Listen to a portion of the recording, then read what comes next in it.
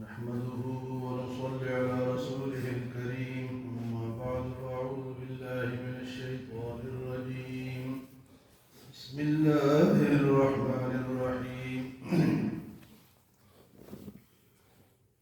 إن المتقين في ظلال وعيون وفواكه مما يشتهون كلوا واشربوا هنيئا بما كنتم تعملون إنا كذلك نجزي المحسنين ويل يومئذ للمكذبين كلوا وتمتعوا قليلا إنكم مجرمون ويل يومئذ للمكذبين وإذا قيل لهم اركعوا لا يركعون ويل يومئذ للمكذبين فبأي حديث بعده يؤمنون۔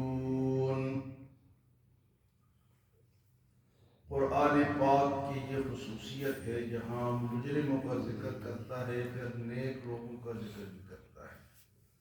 کل کے درس میں ان لوگوں کا ذکر تھا کہ جس کو تم جھٹلاتے تھے اس کے طرف چلو، ایسا سایہ تمہیں ملے گا جس میں نہ ٹھنڈک ہوگی اور نہ وہ تپش سے بچائے گا، اور فرمایا کہ اس میں ایسی چنگاریاں ہوں گی کہ بڑے بڑے محل اڑ کے آئیں گے چنگاریوں کی، اونٹوں کی طرح۔ فرمایا ان لوگوں کے لیے خرابی ہے جنہوں نے آخرت کو جھٹلایا۔ تو وہ تو ان لوگوں کا ذکر ہے، آج اللہ والوں کا ذکر ہے۔ فرمایا ان المتقین فی ظلال وعیون، بے شک متقین جو ہے وہ سائے میں ہوں گے اور چشموں میں ہوں گے۔ ان المتقین فی ظلال وعیون وفواکہ مما یشتہون، اور ایسے پھل ملیں گے ان کو جس طرح ان کی خواہش ہو۔ متقین سایوں میں ہوں گے اور چشمے ان کے قریب ٹھنڈے پانی کے بہیں گے۔ وفواکہ مما یشتہون، اور ایسے پھل ملیں گے جس طرح ان کی خواہش ہوگی، اور ان سے کہا جائے گا واشربوا، کھاؤ اور پیو، ہنیئا بما کنتم تعملون، یہ اس کا بدلہ ہے جو تم نے دنیا میں کیا۔ ہنیئا بما کنتم تعملون، دو کیٹیگریاں اللہ پاک نے بیان فرمائیے، برے لوگوں کا انجام برا ہوگا اور نیک لوگوں کا انجام نیک ہوگا۔ وَإِنَّ الْمُتَّقِينَ فِي ظِلَالٍ وَعُيُونٍ، بے شک متقی اس کو کہتے جو اللہ سے ڈرنے والا ہو۔ اللہ سے ڈرنے والا اس کو کہتے ہیں جو گناہوں سے بچتا ہے۔ ایک تو یہ ہے کہ نمازیں بھی پڑھتا ہے، حج بھی کرتا ہے، عمرے بھی کرتا ہے، گناہ بھی کرتا ہے، وہ متقی نہیں ہے۔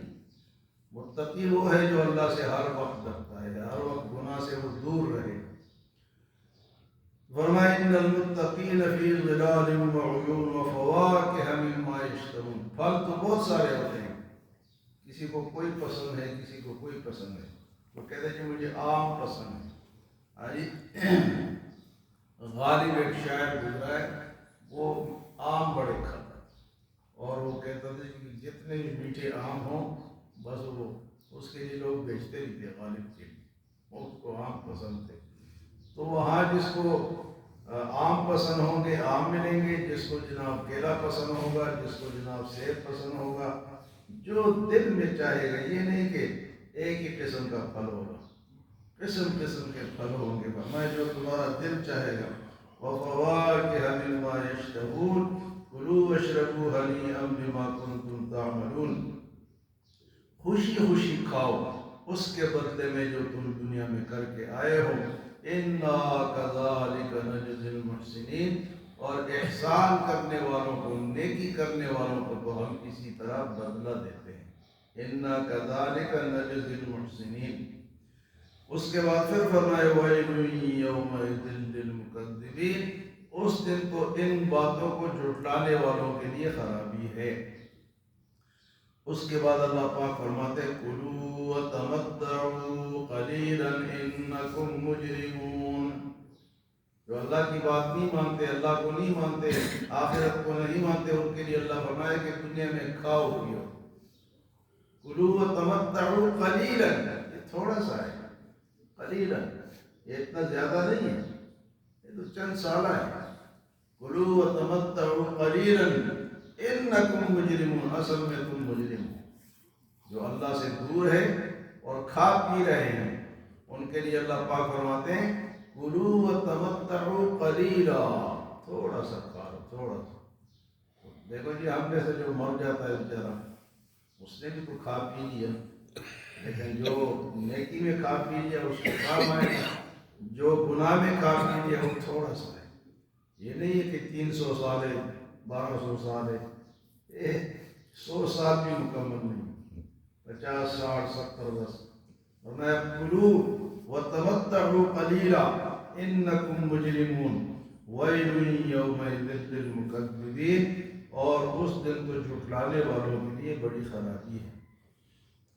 اس کے بعد فرمایا وَإِذَا قِيلَ لَهُمُ ارْكَعُوا لَا يَرْكَعُونَ، جب ان سے کہا جاتا تھا کہ رکوع کرو، نماز پڑھو، وَإِذَا قِيلَ لَهُمْ ارْكَعُوا لَا يَرْكَعُونَ، تو یہ نماز نہیں پڑھتے. نماز میں ہم سب سست ہیں، سب ایسے سست ہیں نا کہ کئی ہمارے نمازی حضرات ایسے ہیں کہ وہ بعد میں آتے ہیں، 1 رکعت جا چکی ہوتی ہے. تو یہ لاپرواہی والی نماز تو وہ ہے جو آپ تکبیر اولیٰ کے ساتھ پڑھے، پھر جماعت کے ساتھ پڑھے. کئی ایسے بھی ہیں جو ان کو جماعت کا پتہ ہی نہیں. ہاں جی بیٹھے ہیں، جماعت ہو گئی، پھر آ کے وہ ٹکرے مارتے ہیں. تو یہ جماعت جو ہے نا یہ بہت ضروری ہے.